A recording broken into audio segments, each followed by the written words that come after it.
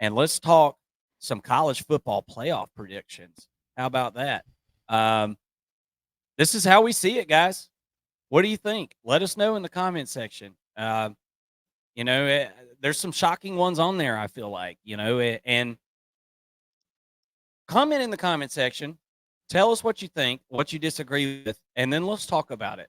Because Mason threw this on the screen earlier, and I was like, oh, man. I was like, oh, damn it. We messed up. Guys, I don't think we messed up. I don't think we messed up at all. I think this is kind of where we're at. Look, Texas A&M is one that I know people are going to say, what? But hear us out. I think there's a really good probability that Texas A&M and University of Texas meet up with 2 losses there on the last game of the season, and winner goes to the playoff. I think there's a really good chance of that. I'm praying that happens, actually, because I want to see it there in Kyle Field. I want to see that raucous place for an old time rivalry rekindled there. Here's my beef, Mason. I'll throw this out there. All these other teams I feel really good about, making the college football playoff. Mason, you feel like Michigan has got a good chance to still beat Ohio State this year. We put that video out earlier today, our Ohio State breakdown. Mason feels good about that. I think there is a strong probability of that. I mean, it's a rivalry game, for God's sakes, and Ohio State ain't beat Michigan in a while. So I 100% see why you feel that way, and I think that is certainly possible. Tennessee kind of sneaking in here, I feel like is one that, not a lot of people are probably going to have in their top 12.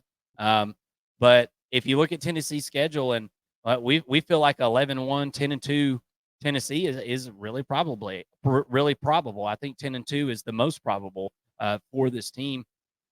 What comments you got on this, Mason? I didn't even touch on Notre Dame, but I mean, yeah, we feel like they're probably going to go undefeated or damn close to it. So they do that, they're in.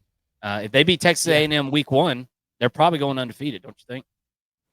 Yeah, I mean, to set the table here with Notre Dame starting off, since you mentioned them, I think they're going 12-0, which would put them as the highest ranked non-Power 5 conference champion. So that put them at 5, which is a really enticing spot, as we're kind of looking at it. And we'll kind of go through the road here. We'll go slide by slide here in just a minute, but really good spot for Notre Dame right there if they were to get that number 5 spot. Utah, we kind of come to a compromise, I guess, with Utah.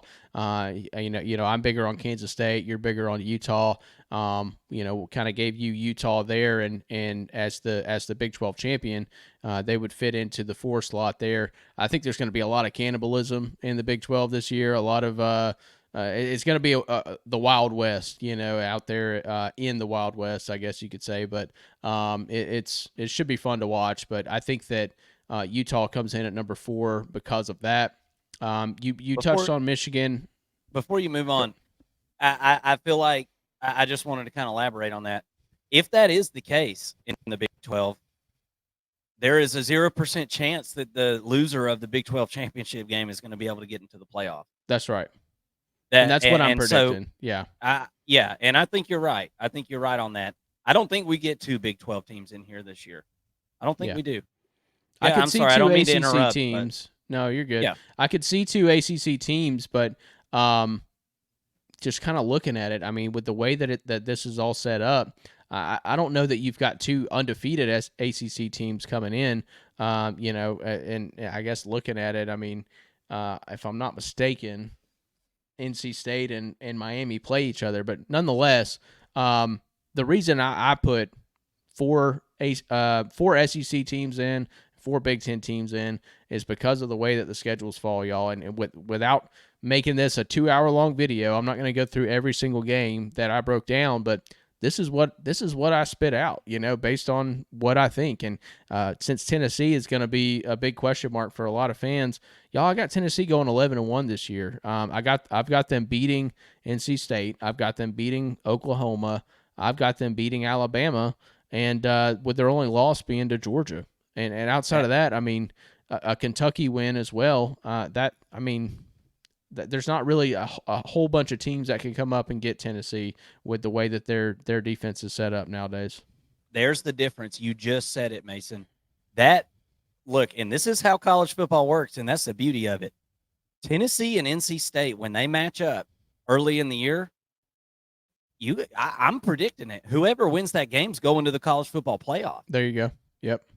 That's what it's going to come down to. NC State, I'm not saying NC State would be in the 6th slot necessarily, but right. But they would be able to slide in there. That puts all the more pressure on that game, and I'm glad we just came to that realization because that makes all the sense in the world. The winner of that game goes to the college football playoff as a 10 seed or whatever. One of the at-larges, yeah. Yeah, whoever wins is in. Yeah. So interestingly, when I went through all of these schedules, I came up with Georgia winning all their SEC games. I've got Georgia going undefeated. You can watch the Georgia preview video. You can call me a homer, whatever. I got Georgia going undefeated this year. And in the SEC, I've got a 3-way tie in the SEC. Ole Miss, Tennessee, and Texas A&M all being 7-1 in SEC conference play. So really interesting. So I started doing some research, like, wait, what's going to happen now that there are no divisions? Well, come to find out, the SEC doesn't even know what's going to happen yet. They haven't even set a tiebreaker. So I can't even tell you which team necessarily is going to be the second team in the SEC or the team playing Georgia in the SEC championship, based on, the way I saw the schedules unfold. But yeah, I do think that outside of Georgia, these are your 3 top teams when the season is all settled and the dust settles and whatnot. So really interesting. I was surprised when I came up with it as I was going through game by game, but here we are, and it's going to be wild. If this is your bracket though, this is going to be really interesting. You got 2 SEC teams facing one another, right? That didn't face off in the regular season. I had mentioned earlier in a different episode, but Penn State and Michigan are almost identical when you look at their makeup on defense and offense, and they don't play this year for once, and so now they finally get to face off in the playoffs. Like how fitting would that be? That would be so poetic, dude. Holy crap! Right, and then you got Ole Miss and Ohio State, 2 very similar teams, but one from the SEC. And one from the Big Ten. I think it would be a really fun bracket if it were to work out that way. I did not do that intentionally. I didn't set this up to make it seem interesting or anything like that. This is literally just as unbiased as I can be, my opinion of how the season unfolds, and I was pretty amazed by it as well. Yeah. Let's go on to the next bracket, though. That's interesting stuff. Yeah, let's see it. Talk us through this, Mason. You made this graphic. Talk us through this spot right here. Yeah. So same rules apply when it comes to picking your playoff game, right? So the higher seed of the game will get to choose which bowl they get. So Georgia's going to have dibs on the Sugar Bowl. That'll be set before the first round of the playoffs is even played. They're going to go to the Sugar Bowl because of proximity and things like that, get the fans there. And I've got them facing Ole Miss. I think that Ole Miss pulls the upset in Columbus and beats Ohio State. I think that would be a heck of an upset, but I think that they got the horses to do it. We started off our preseason top 25. We had Ole Miss ahead of Ohio State. I think they've got a better roster.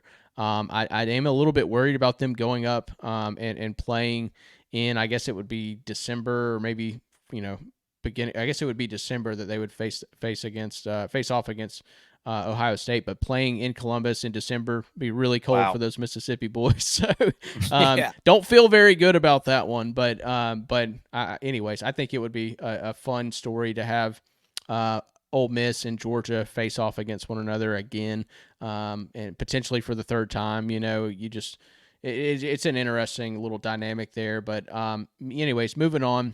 I think that Notre Dame takes care of business against Liberty. Didn't even mention Liberty being in here, but the highest ranked group of 5 team getting in. Again, it's an easy win for Notre Dame if it were to fall this way, because now they got to go play the Big 12 champ, who's the weakest of all the champions. So I mean, they got a pretty easy slot to get into the semifinals at least. Moving on to the other side, you've got Texas A&M with a loss. Finally, they lose, right? I mean, they had a Cinderella season, got to the playoffs, but lose to Tennessee, who's got a little bit better quarterback play, I think, in that matchup. And then they're going to face Miami in the Orange Bowl because, of course, Miami would pick a game that's played in Miami to face True. off. I mean, they get a game in their backyard, so that would be very interesting. I think Michigan takes care of Penn State. A little bit more depth, I think, for Michigan overall, and they're able to get it done there. Plus, it would be a home game for them. And they choose, well, I say they choose, Oregon would choose to play in the Rose Bowl if that were the case and make Michigan travel out west. So what do you think about this little breakdown here, and how would you see it? I love it. I honestly, I mean, I could see Penn State and Michigan going either way, um, because they are so similar, Mason. I mean, they're kind of carbon copies of one another at this point. I could see Tennessee. I could honestly, let's just be real. I could see any of these games going any way. Yeah. So, Outside of maybe Notre Dame and Liberty, I mean, it's kind of the only one. Right. Yeah. I don't think Liberty's, go look at Liberty's schedule, y'all, and see who they play, and you'll see why they're even in this conversation. We had to pick somebody for that spot that was Group of Five, and they seem like the most likely to do it. Maybe Boise State, but whoever's in that spot's getting shellacked, by whoever's that 5 spot. So definitely a dub there, and the Ole Miss Ohio State thing. Could it be snowing? That's could the wind be 40 miles an hour and it be 30 degrees?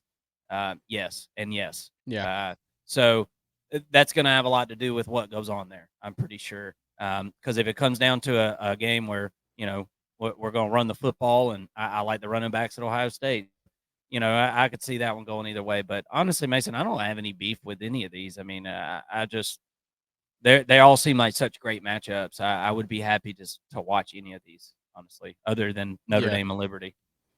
It kind of gets you pumped up for the playoffs now, right? Because Yeah. there's going to be some really competitive matchups. And this obviously is not even going to be the way it unfolds. Like I'd be ecstatic if I got half the teams right on this, Right. in any particular order. Like I would feel pretty good about that. Let's move on to the next round. So now you got the Peach Bowl and the Fiesta Bowl, and the way it's set up, Wow. Notre Dame beat the Big 12 champion Utah Utes. Georgia beats Ole Miss for a second time. Not easy to do, but they end up getting through that one there. Oregon beats Michigan, and they're going on to the Fiesta Bowl to face Tennessee after Tennessee upsets Miami. I think that Miami would be favored in that game, and Miami and Tennessee are actually really similar teams. Like that's. Yeah. It's pretty interesting. That game could definitely go either way. I really want to see that game. Like after I kind of came up with this, I feel like I have to see that game in some form or fashion this season because they're two of the same teams. Like really good quarterback, some decent wide receiving weapons, really good offensive lines, huge depth at defensive line, like two of the best defensive lines in the country. Some good but not great secondary play, I think, and some really good linebackers. So, I mean, they're like the same team almost, It's just one happens to play in the ACC and one in the SEC. That game could go either way. Probably should have gave it to Miami with it being a home game for them, but what is a home game for Miami? I mean, Really? When's the last time Miami had a home game? So call it SEC bias. I don't know what you want to call it. I put Tennessee in there anyways. If they can't pack it out, for a playoff game, then they just need to do something else. Because I mean, that's right. That would be absolutely absurd. I fully expect Miami fans. You better fill the damn thing up if you make it this far in the playoff. Come on. That's right. Even fair weather fans would be there for that. I mean, in your own backyard. Hell, maybe we'll ride. If they don't buy the tickets, Mason, shit, maybe me and you will buy a couple of them, head on down there. Yeah, heck We ain't too far away. Let's keep it moving. In the national championship, I got Georgia and Oregon.